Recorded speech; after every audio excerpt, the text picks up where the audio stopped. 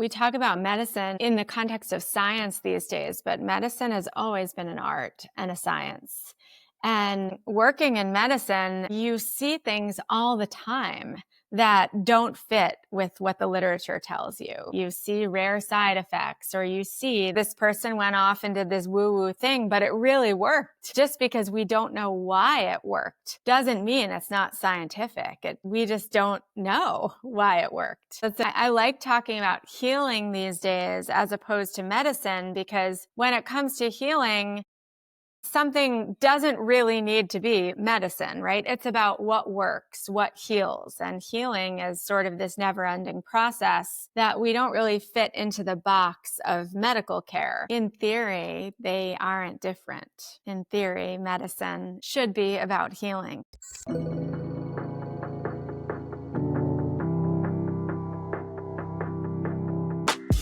Welcome to the Mindform podcast, where we delve into the minds of some of the most interesting people on the planet, discuss psychology, philosophy, and personal growth, and share the wisdom we uncover with you.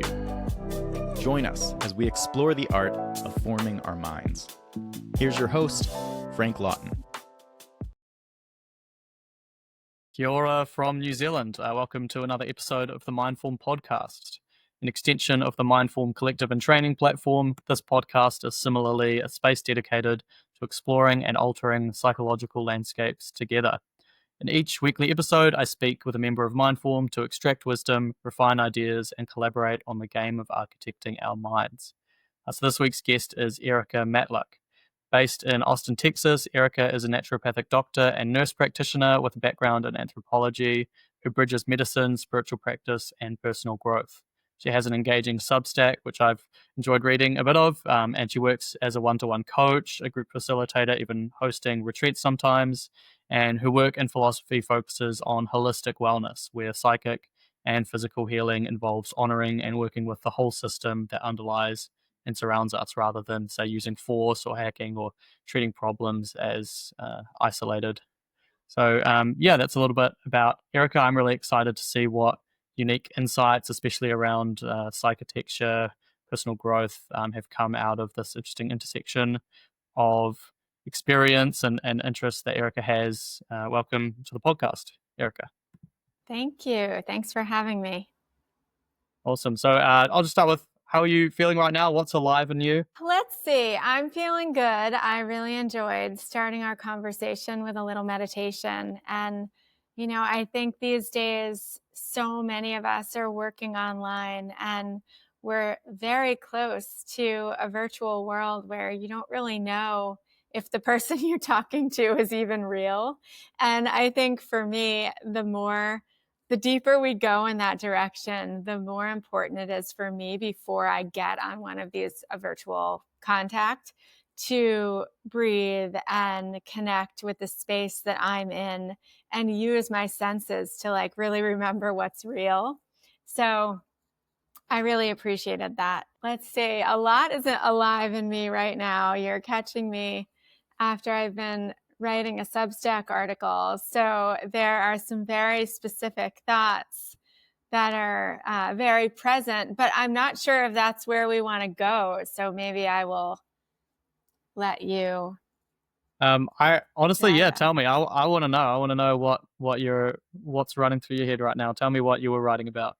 Well, I'm exploring something very interesting in my head, which is the tension between safety and risk in healing spaces. And it was really the thought train was inspired by a piece I read that someone else wrote on Substack about a death and a few other sort of questionable safety practices at an ayahuasca center in the Amazon in Peru. And it sort of got me thinking a lot about re-traumatization and harm that's done in healing spaces, or, unregulated healing spaces, and questioning currently if we're being harder on more sort of wellness, unconventional spaces than we are being on conventional medical environments. I spent a decade working in conventional medicine, and I can assure you that a lot of harm is done in those spaces. Trauma, re-traumatization, poor ethical conduct, like basically all the things that this article brings up about that are like real concerns at this ayahuasca center are also happening in conventional environments. And so where I've been going in my head is just sort of this contemplation of how we balance, safety is so important for healing. These spaces need to be safe. And with that said, there is nothing that comes without any risk. And so how do we balance that in the world today, especially because 10 years ago, when I was working in conventional medicine, and I would say that we were in crisis. We really didn't have enough providers who had the skill set or the time to help people who were really suffering from psychospiritual pain. And fast forward, 10 years later, there's like, I don't know if it's like this in New Zealand, but here in Austin, we have like, a float tank or a yoga studio or a breathwork workshop on every corner, and plenty of opportunities for psychedelics and ceremonies and to dabble with indigenous traditions. And I think this is incredible that we have access to these types of things. But, medicine doesn't like to admit that there's uncertainty, right? Conventional medicine really likes to convince us that we know what the risks are, what the outcome is. And when you start entering these healing spaces that bring spirituality into the mix, you're welcoming in the element of the mystery, the fact that like there will always be the presence of the unknown. And so I think it brings up this really interesting conversation as we welcome more and more spiritual space into our healing opportunities. How do we balance the risks with creating safe spaces? Amazing. So this is what's alive right now. That's awesome. I have so many thoughts about what you're saying. It's kind of like just like the words you've been using, conventional medicine and alternative or whatever medicine. I think that speaks a lot to it, right? Like we're always taking risks. That's so normal. Everything we do is a risk. Driving on the road is a risk. But I think we just accept risks when they're the risks that everyone's taking, and it's normal. And there's a real the noticing of risk and the concern about risk is much higher when it's something new, when it's just a new kind of risk, which isn't the one we've habituated to or accepted as normal. And I wouldn't dispute that. There's a lot of harm and a lot of risk in conventional medicine, similarly to how there is in alternative approaches. But one is conventional, so people are just happy to take that risk. And did you ever see? I remember it was quite controversial at the time. What was her name? Oh, that actress Gwyneth Paltrow did that show Goop. Yes. I really enjoyed that. That was a bit of fun to watch. And I remember there was a whole debate. This is unscientific. This is this, that, and the other thing. And I remember thinking, I mean, yeah, I guess, but isn't that fine? Like, because the whole scientific process, you have the people who are just giving stuff a go that isn't proven yet and are curious, and some of that stuff works and some doesn't, and eventually the people who have the really valuable and important role of systematizing and legitimizing and making more available, the sort of more methodical scientists and then medical, like sort of conventional medical practitioners, they have an important role, but that usually does come later. Most of the awesome things in medicine were initially experimental. They were trying. And I just see those both as important parts of the knowledge gaining process and how we figure out how we work. You need people who do stuff without certainty. I couldn't agree more. And I think, when we talk about medicine, so much of in the context of science these days, but medicine has always been an art and a science. And, in working in medicine, you see things all the time that don't fit with what the literature tells you, right? You see rare side effects, or you see that, this person went off and did this woo-woo thing, but it really worked. And just because we don't know why it worked doesn't mean it's not scientific. We just don't know why it worked. Yeah, the And absence so, of evidence is not the evidence of absence, right? Sorry, go yes, ahead. that's a great way of putting it. But yeah, I think it's and I like talking about healing these days as opposed to medicine, because when it comes to healing, something doesn't really need to be medicine, right? It's about what works, what heals, and healing is sort of this never-ending process that we don't really fit into the box of medical care. But in theory, they aren't different, right? In theory, medicine it should be about healing. Yeah, well, all these different sort of approaches to healing, these different dimensions of health, and also, I guess, these different models and these different belief systems we have as we approach healing, they all add value, and they're all speaking to something important, right? And yeah, in a perfect world, that would just be collaboration between that. But it's not currently the way things are.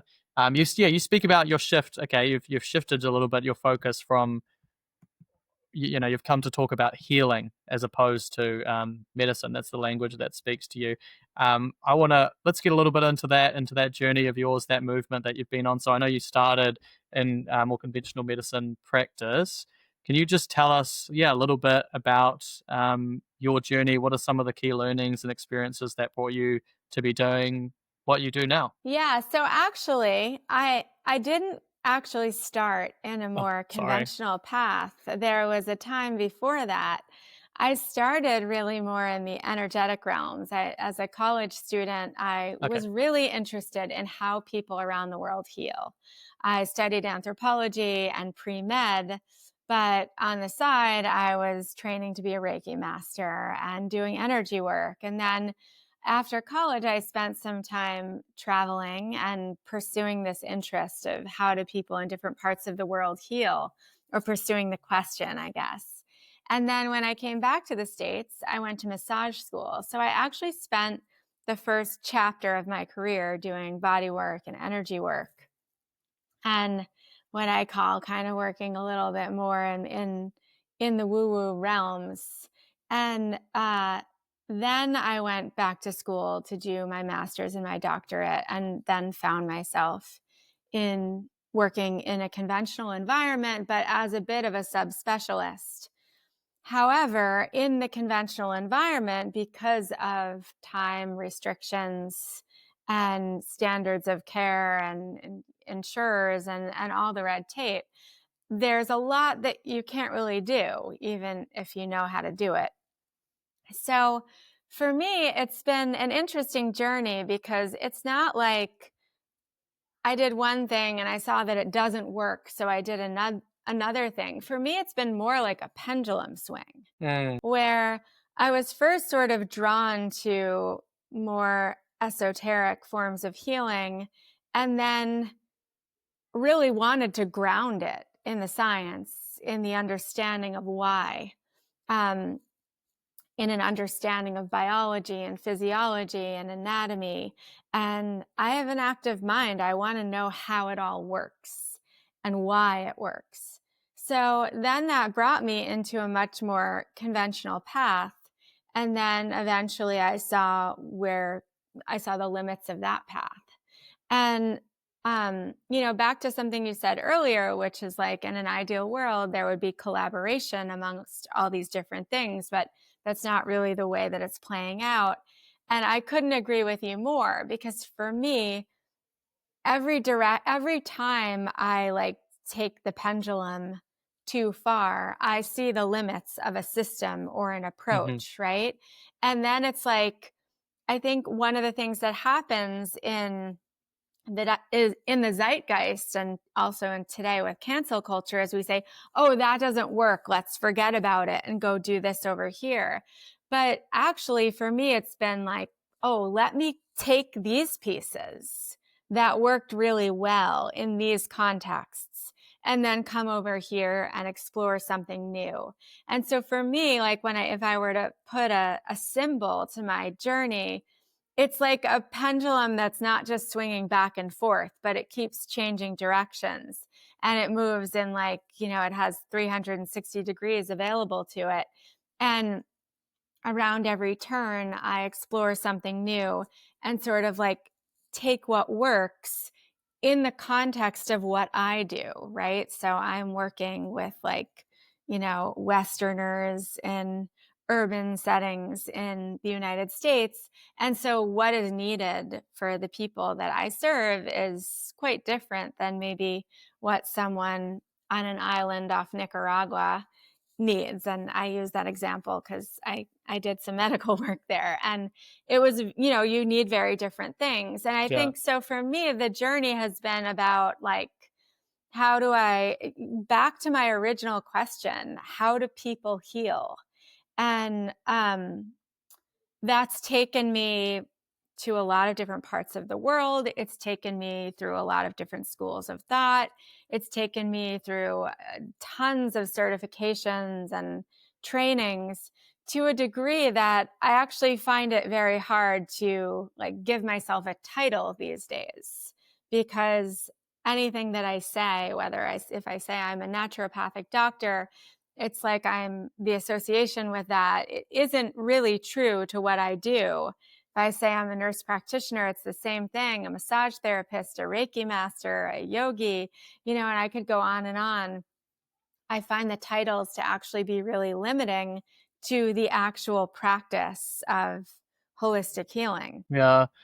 Yeah. This whole, everything you're saying, it just speaks to this core kind of collective limitation we have about that we put things in boxes, or that it has to be this option or this option. It's like any issue we discuss, we conceive of it as there being two ends of a spectrum that are opposite, and there's only two, and if it's one, then it's not the other. And that plays out in politics, that plays out definitely in medicine and science in general, but it also plays out in everyday conversations and interactions and trying to make decisions about your local area, everything. It, as someone who, like you, just sees that those two options as, I guess, one way of framing the problem, it can be quite frustrating and perhaps even infuriating might be the better word.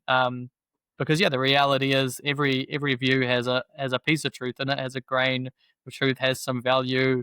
It serves somebody in some context, and you're not gonna, find that third way. You got to find the third way. You're not gonna come up with a solution if you continue to just frame the problem the same way the whole time. The new answer comes from asking new questions, looking at it in a different way. Well, and I think too, when you look at things like that, there may be two polar opposites, and there might be two different solutions.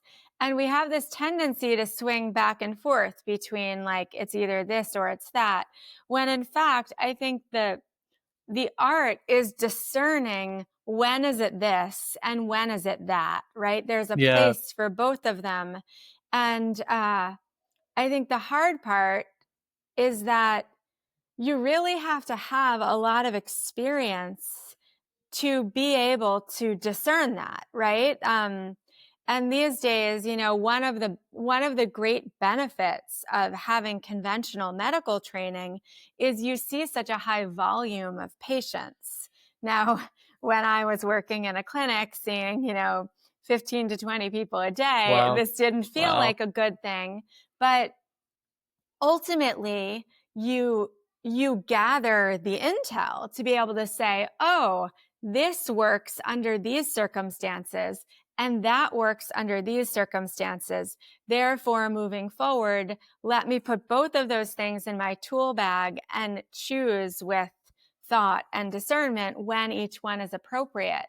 But we're in this time right now in health and wellness where a lot of the people on the scene, whether it's, somatic practitioners or coaches, or sort of like, non-certified licensed professionals. And I think it's great that these career options are available, but in these career tracks, you don't really gain, thousands of patient or client contacts in the training. You do an 8-week or a 6-month certification course. So it becomes very hard to zoom out and be able to discern, oh, the somatic tools work really well under these circumstances, but cognitive behavioral therapy or talk therapy in general works really well under these circumstances. So people get very specialized. And where I think this does a disservice is people become very attached to their modality or their approach.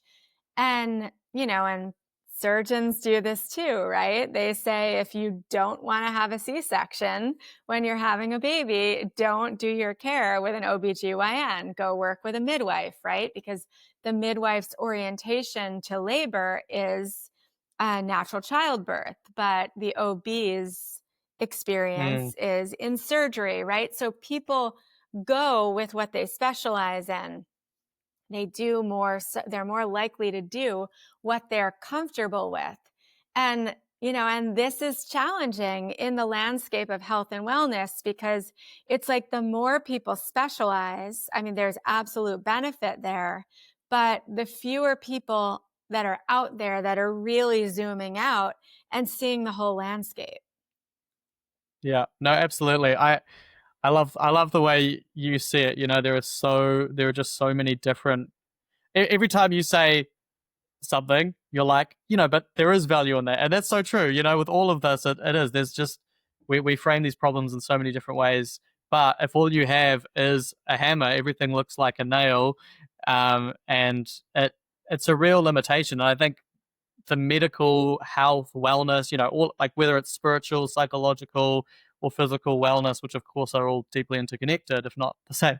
But with these things, that's especially going to be the case that you need that generalization, because it's such a complex system and it's so interconnected and so integrated with all sorts of things, from recent experiences to acute illness to your childhood to your larger environment, to your social environment, to your genetics, to whatever. Like, there's just so many different factors at play and intersecting and coming together in the brain, which we don't even understand really very well yet. And of course, you're going to need just a little bit of open-mindedness and a little bit of curiosity to figure out what is the appropriate solution this time. And I have that same experience of you with the pendulum, right? Where, as someone who's really passionate about personal growth, I've swung from like, a really gritty, motivation-based, like,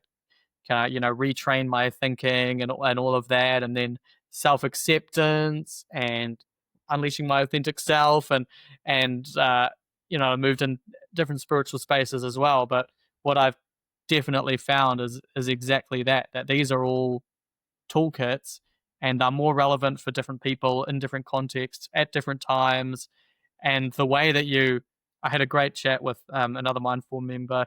We're talking about balance, and sort of, he talks about that these 8 facets of wellness, but maintaining balance. He mentioned the story of his wife, who's a ballet dancer, and that when she imagined when she was learning to dance, that when you find that perfect point of equilibrium, you stay still and then you're balanced. But that's not how it works. You maintain balance by constantly moving and turning and adjusting with the forces as they come. And that's what balance is. And I like your idea of the spinning pendulum. That's its own form of equilibrium, but it's in motion. Yeah, and I think a lot about balance with regard to health, and we really can't come to balance without experiencing imbalance too, right? So it's and I love thinking about it this way, because so often people who are dealing with health struggles, it's like it feels like a punishment, or it feels like, why me?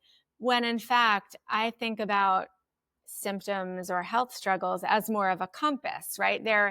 they're helping you get back to balance through the experience of the contrast of imbalance. And then, Mm. of course, there's always a reason why one person experiences imbalance as gut issues and another person experiences it as anxiety and so on. But it all sort of is that same thing that you're talking about, like how the ballet dancer needs to keep moving her body to return to that still point. And we never spend that much time on the still point. It's Mm. always this sort of dynamic dance. And health is the same way, or illness, I guess I could say. Yeah, absolutely. I'm curious. You've talked a little bit about, you developing the skill of discerning when different people need different kinds of, I guess, support or treatment or modalities. And also, you've now just spoken to that the kinds of problems that arise, the imbalance that arises, can be taken as a message about what's missing, what we need, whatever to maintain wholeness. I'm curious, I guess, especially as it relates to the psychological and the spiritual aspects of your work. What are some patterns I guess you've noticed about how and when people need this or that to return back to balance? Well, I see a lot of different patterns. And I think the tricky thing, or like the art of my work, is getting to the root of the pattern. Mm-hmm. And there are in my work, to make it simple, I will say that I work with 7 primary themes. And through these 7 primary themes, they will encompass most of what I see. Now, I wouldn't say that in my work, most people are either suffering from something spiritual or psychological or emotional or physical. I would say it's all of the above. Mm-hmm. And the detective work is finding where, right? And so, for example, someone might come in to see me. I used to work in person. Now I'm all virtual, but someone might come to a session and their reason to work with me might be because they're having trouble getting pregnant, let's say. And they might also mention on their intake form that they're anxious or they're burned out from their work, and some other patterns or qualities or characteristics. They might not mention at all that they have chronic digestive issues or their iron has been low for, episodically for the last 5 years. And so a lot of the time for me, it's about figuring out what the theme of imbalance is, and then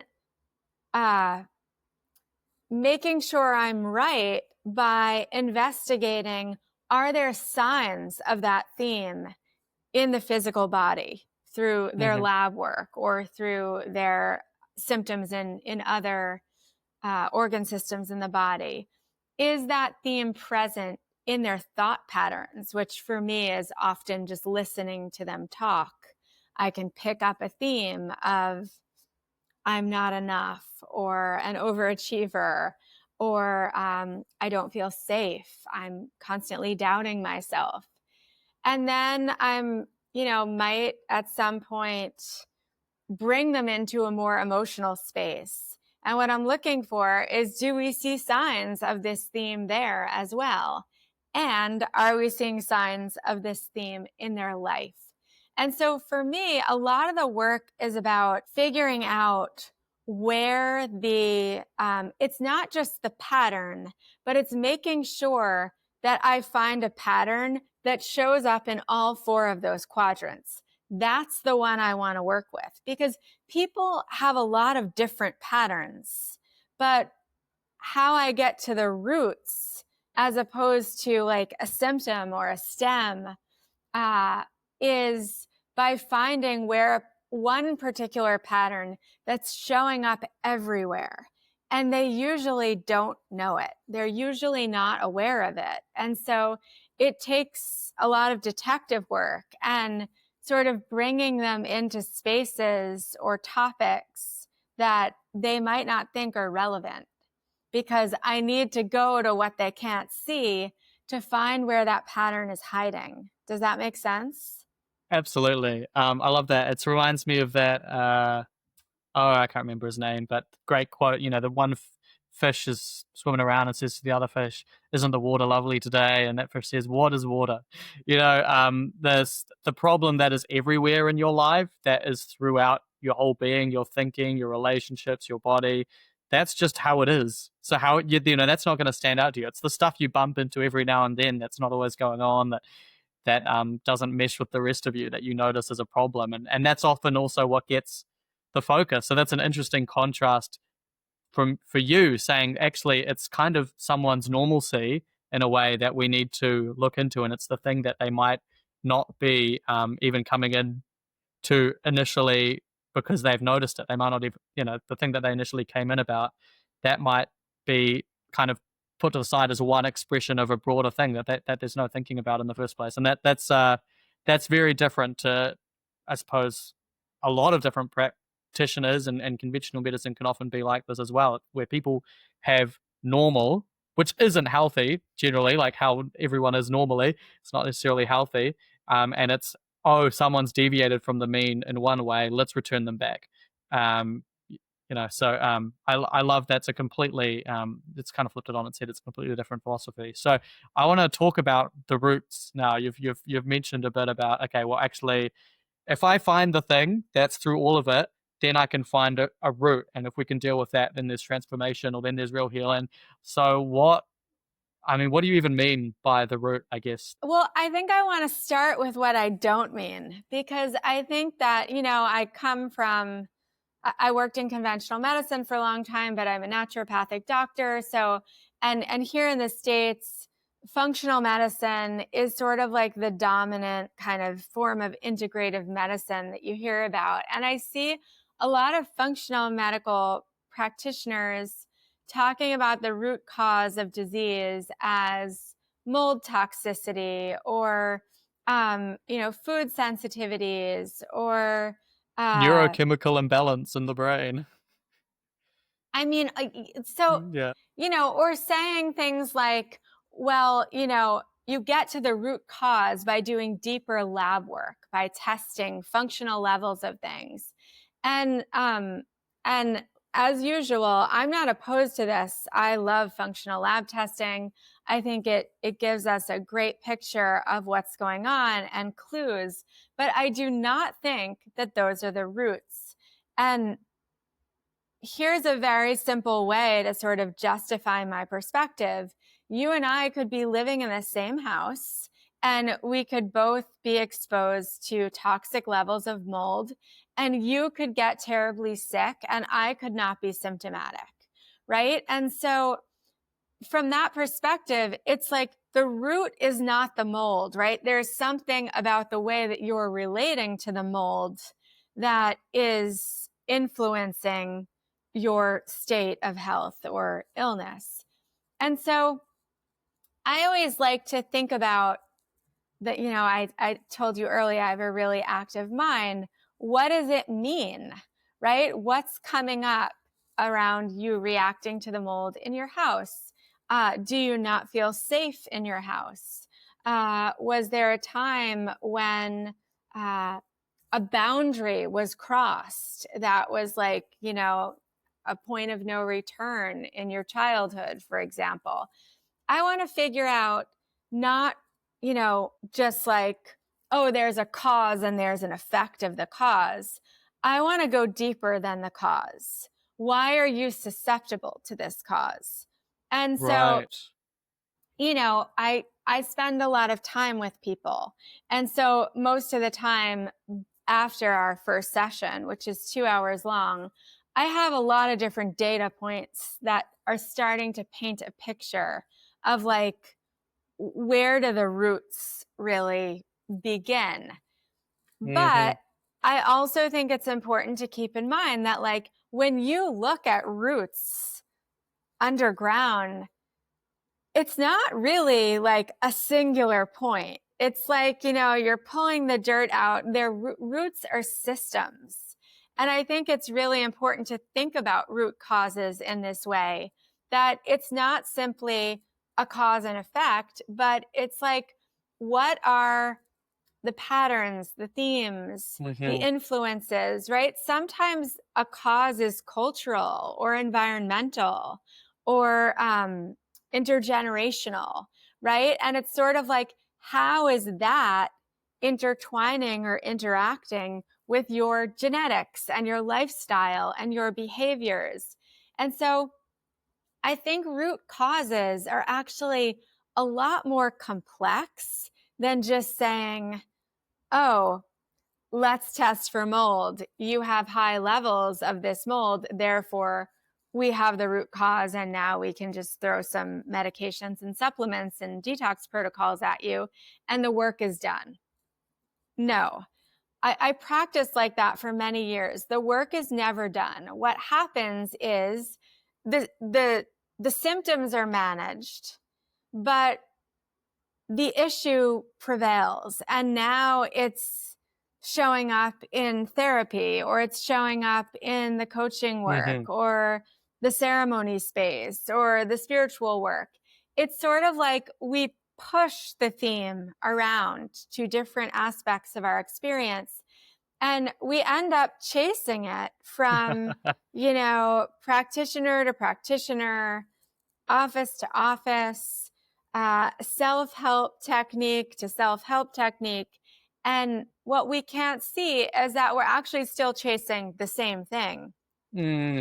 It's like I had this image while you're talking of maybe like a volcanic system, right? You've got all of this pressure underground, and then there's an eruption, right? And go, oh, okay, that's the problem. So you put a cap on that. Where's that pressure comes out somewhere else? That pressure comes out. So, what's really going on is the complex way that all these forces have intersected to create that pressure, and that pressure has to come out somewhere. And I love the metaphor you provided of roots. It's so funny. I've used the terminology root cause so many times, and it's like I imagine like this singular point where stuff pours out from in all directions. But of course, that is not what roots are. When you think about the journey to get to that singular root, right, that may or may not exist, the journey is like, we're sort of needing to pull apart different roots to get down to the bottom. It's like a process of excavation, and most likely we never reach a single point. But in the process, we discover so much, and we learn a lot about where we come from, and maybe why we are the way we are, and also maybe that there are going to be unanswered questions. And part of the work is finding peace and, and some space for the mystery and for the reality that there are aspects of our health and our experience that we're never going to understand up here, but they do have meaning and they have purpose. Perhaps you saw it, because I was just about to ask you this question that one of our live Mindform listeners provided, but it seems like you've sort of already spoken to it. Are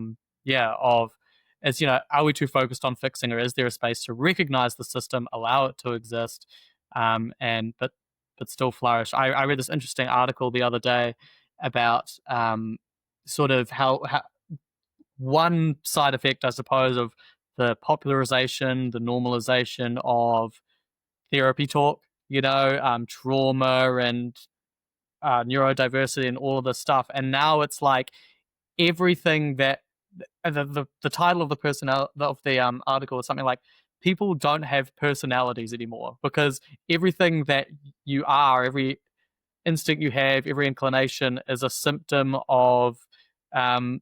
It's a trauma response, it's a mental illness, it's a whatever. But finding, through understanding, through curiosity and investigation, finding that actually there's this whole integrated system of how all your different parts interact that make you who you are, And yeah, there's adjusting things if they're not working, but there's also, okay, now I know I can work with that. That's me. That's what motivates me. That's what drives me. Yeah, what would you say about finding that dynamic between, does this need to be changed or does this need to be accepted? Yeah, I think you put it really well, and I would approach it as a yes and. I mean, I don't love the term fixing, but I do think healing is all about balancing these two different poles. And there is a pole that says, this is what I want for myself, and therefore I have agency and I'm going to take steps to get there. Yeah.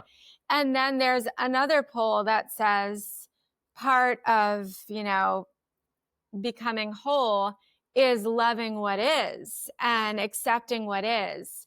And I think about this a lot as like the big way to determine, when to sort of fix and when to leave alone, I think is in the question of what is the path of growth right now? What is the path of healing?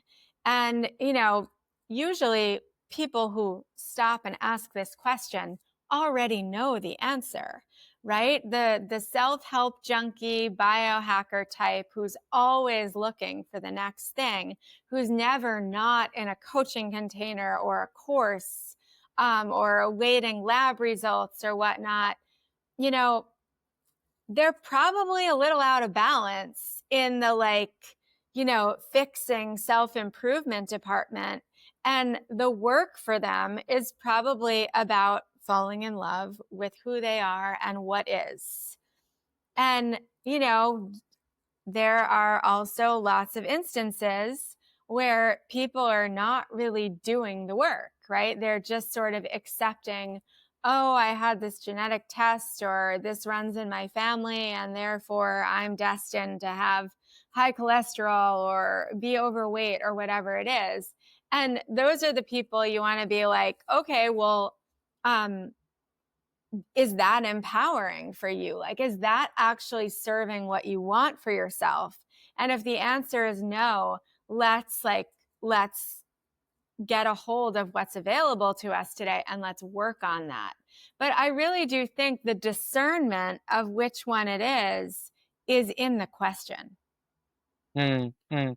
And I love this idea. It kind of reminds me, back in Greek times, I guess, philosophers, scientists, and medical practitioners, there was this great overlap, that it was this intersected space of people whose role it is to try to redirect, shift, change, move people. And that there's this idea that the philosopher and the doctor is the person who asks questions, right? And it's asking the right questions. It's because we go through our lives and we encounter all of these issues because there are things that we're not noticing, or there's paths that we're stuck on, or there's we're locked into something. But it's just, yeah, I love what you said. We already have the answer. But if we don't ask the question, or if no one asks us the question, our eyes aren't going to look at that, and we're not going to integrate it into our approach. I love that you bring that up, because I think I wrote a Substack about this, like the power of the questions. And I think about that also a lot in the context of divination. I do a lot of work with the I Ching, and a lot of the time, and tarot too, but I feel like a lot of the time when the answer or the message is not clear, it's because the question is off. And I go through a process of refining the question to kind of speak the language of, the unseen, or the language of the unconscious, to be able to get information that actually is translatable to my life, or to the life of someone that I'm working with. To make, I have this, which is a bit relevant. So I shared on Mindform, our community, that I have a bit of trouble with deciding what I want to do in the evening, and I get into this kind of bored and a restless state where I just end up doing something lethargic. But I have all these different things that I could do and that I love doing. Just a personal challenge that I had. And one of my friends on there, I believe it was Ariel, she's great. She was like, "Oh, why don't you just get a dice, associate a task with each number, and just roll the dice, and this is, I suppose, to speak to listeners who might be skeptical of the sort of spiritual framework behind something like tarot or I Ching. But it's like what that can do for bringing us to things, right? Because I roll this dice, and then I'm suddenly confronted with, oh, okay, I'm doing this, or am I? Like, and it just puts me in this place where I'm actually then able to ask, is this the thing that I really want to do or not? So just having a system or a toolkit by which we can bring our attention to different options, or we can decide, does that feel true, does that feel resonant or not. That's that has a lot of power in and of itself, I would say. Yeah, and like what you're doing is you're communicating with the unconscious. Mm, And you asked me about schools of thought that had, really influenced my work, and I'm a huge fan of Carl Jung's work. And one of his quotes that I love, I'm going to botch it, of course, but it's something along the lines of like, until you make the unconscious conscious, you will call it fate. mm, Right. And he's sort of, a lot of his work is really about divination. It's like, how do you communicate with these unconscious forces? How do you bring light to the shadows? How do you become aware of that which you are not currently aware of? And I think, the more I work in the healing space, the more true I think that is. It's like the more knowledge is power. And the more we know, the more the more we're aware of, the better decisions we can make for ourselves in service of what we actually want. Right. And so I think of your course. example is such a good one, because it's like, okay, I'm going to roll this dice. Whatever forces that are controlling the dice now say that I should go paint a picture. And it's like, okay, now I'm aware that like some force wants me to go paint a picture. But how do I relate to that? Do I actually want to do that? How does that make me feel? And this is what it's all about, right? It's not just about, having your fortune told, Yeah, or yeah, getting an answer. It's about, now, what does the answer bring up for you? What thoughts, what emotions, what do you feel in your body? Does it move you to action, or what kind of action? And that, I think, is very valuable in, the healing path, personal development, any sort of personal growth. yeah. We're starting to come to the end of our time, which I'm super disappointed about, because I feel like I could definitely talk about this for a really, really long time. There's a couple of questions that have been stewing for me, so I want to give you a chance. I want to ask those and hear your thoughts, and then we'll probably close off. Um, so we've talked about systems, roots, what is unconscious, what's going on, and trying to tease that apart, trying to find that, because it's going to express itself. If we deal with symptoms, it's going to come up in another way. I guess my two questions for you to end this are, what, maybe you could use an example or two, but what is that system? Is it like, is it a belief system? Is it a way of solving problems? Is it stuff that you're drawn to, or is it yet more complicated? But I'd love to just be able to get a bit of a picture of what might come up for you, and then when you're doing that work with people or yourself, and then lastly, what's just one key idea, one insight you'd want to leave with the listeners, to benefit from this whole approach, and in the end. Okay, I'm not sure I completely understand the first question. Is it like, can you tell me a little bit more what you're asking? Yeah, I'll try to ask it in different words. So when you say, people have there's this whole system underneath that's a root cause, or and I'm trying to figure out what that is. What is it that you find when you come to a place with a client, like, okay, now I have something I could work with here. Right now I have enough understanding that I can give a bit of advice, or I can do this process with somebody. Is it sort of unconscious emotional patterns? What kind of stuff is that? That's my first question. Okay, so I would say for me, it's not one size fits all. I am like sort of evaluating in a few different ways. One of those ways is by listening to what people tell me and what they don't tell me. Uh, so language. And I'm also watching their body language. In some circumstances, people are showing me lab work and telling me about their physical stuff too. And if I'm in person with someone and I can put my hands near them, I have sort of like another detective skill. And what I'm doing for the most part with people is I'm listening for like, it's almost like my listening is doing what we'd be doing with our hands if we were trying to get to the roots, down to find that singular root. Mm-hmm. And once I have it, or usually I might have a few ideas after talking to someone, I reflect it back to them and their reaction to what I'm sharing pretty much tells me if I'm right or not. In other words, but people respond differently. So some people might burst into tears.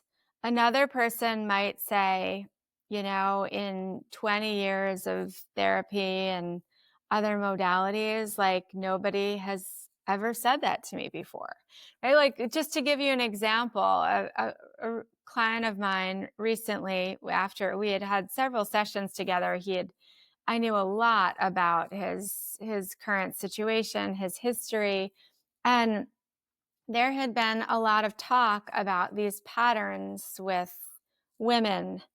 And one day, completely unrelated to something, he told me this story about how when he married his wife, who is now his ex-wife, he didn't want to. And he told her that he had other plans and he wasn't wanting to get married. And she sort of pushed him into it. And then our conversation went in a few different directions, and we came back to what we were actually working on. And I realized that in that moment, he abandoned himself. And none of our work had been oriented to him abandoning himself. But I said that to him and then proceeded to show him how pretty much every situation in his body, in his thought patterns, in his life that we had been talking about for the last several months were kind of related to or showed signs of self-abandonment. And a light bulb went off. And that's when we sort of like open the doors to the roots, right? And so most of the time I'm looking for something, a new perspective, a perspective that like all of a sudden changes the way that they see themselves. And that might change the way they see a diagnosis or a health issue. It might change the way they see their current relationship or a life struggle or something else. But that's kind of what I'm looking for. But so to just speak to some other layers of your question, the first piece is like finding the root. And I do that by listening with my ears. I do that by watching people breathe. I do that by putting my hands near them. And then once I find it, then it's a question of like, what do we need to do first to move the needle the most? And usually that involves figuring out if it's work on the physical plane, mindset work, emotional work, spiritual work, taking action in their lives. And that's different for everyone. But that's where like my tool bag, is huge, because sometimes I'm working with someone's diet and another time we're talking about supplements. And someone else, we might be doing some breath work or a Kriya. And other people, I might be giving them an assignment of a conversation to have with their partner, right? So it can go in a lot of different directions, but first we got to nail, like, what is that thing that needs to change? Awesome. Okay. Again, I have so many thoughts, but I really do have to go in the next couple of minutes. So, just what's one key idea or prompt you want to leave anyone who's been listening to this with, so that they can, I guess, integrate some of these ideas or some of this approach and get some benefit from that? I think, just given the nature of our conversation, it's that there's really is space for everything. And everything that you dabble with, I invite people to think about it like they're trying it on. And it's not, is this thing good or bad? But like, does it fit my body, my mind, my heart, my spirit right now in this present moment? And if the answer is no, that doesn't mean that there's not a time and a place for that, modality or technique or tool. It just means it's not right now. So I think taking that and remembering that your work is always working, even when you don't get the result that you want. And a lot of people come to me after, multi-year health struggles or personal development struggles. And they're like, I've done everything and nothing is working. And I think a really important takeaway is everything's working. Just because it's not giving you the result that you want doesn't mean it's not working. And so to remember that some results are so subtle that we can't yet perceive what they're doing. And some work that we're doing is so deep that it's still under the surface and we haven't seen the results yet. But when we do see those results, they're not a product of whatever it is we were doing right before the results emerged. It's a product of all of it. So, just remember all these little things that you try out, even when it's not the right fit, and even when you don't feel like it's working, it actually is. It's just part of the journey is that the results come when they come, and it might not be at the moment that you want them to come or expect them to come. Yeah, awesome. I love that, Erica. Thank you so much for coming on the podcast. I hope I get to see a bit more of you on Mindform and some of our conversations, because I'd love to talk to you again. If I don't catch you there, I'll probably invite you on again. Thank you so all the much best, for having me. Cheers. You have a great one. Bye-bye. You too. Bye. Thanks for listening to the Mindform podcast. I'm Ryan A. Bush, founder and author of Designing the Mind and creator of Mindform. Mindform is an exclusive community and training platform for sculpting your psychological software. Members get access to a group of like-minded psychotechs, including all of our guests on this podcast, gamified growth tools, events and retreats, and a collection of transformative programs for mental health and self-mastery. You can learn more and apply to join at mindform.io/podcast. I hope to see you inside.